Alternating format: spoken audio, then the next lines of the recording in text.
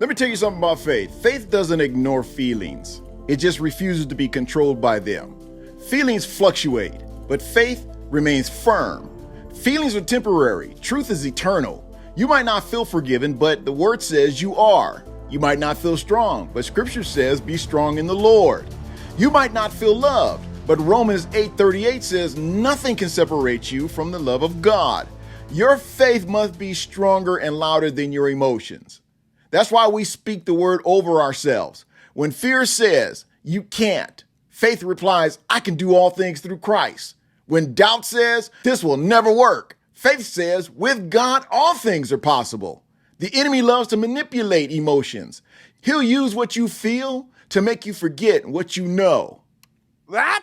But every time you choose faith over feeling, you take back ground the enemy tried to steal. It's not that feelings are bad. God gave them to us. They just make terrible masters. Your emotions are indicators, not dictators. They tell you how to feel, but they don't tell you what's true. Even Jesus had a moment where his feelings clashed with his mission. In Gethsemane, he said, Father, if it be possible, let this cup pass from me. His flesh didn't want the cross, like many things in life that we don't want. But his faith said, nevertheless, not my will, but yours be done. That's what it means to walk by faith, to obey even when your heart trembles. When you walk by faith, you begin to mature spiritually. You stop needing external proof to believe in an internal promise. You stop relying on emotions to validate what God has already spoken. Faith says, I don't have to see it to believe it. Feeling says, oh, I'll believe it when I see it. And that's the difference between a believer who endures and one who drifts.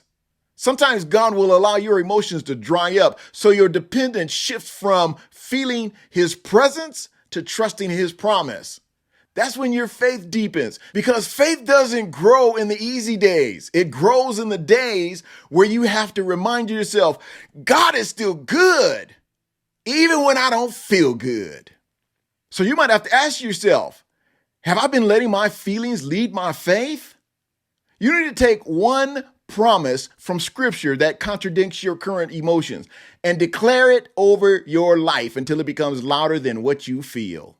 Because walking by faith means trusting that God's truth is stronger than your temporary feelings.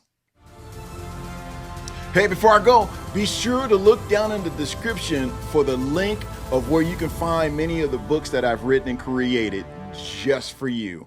Appreciate you.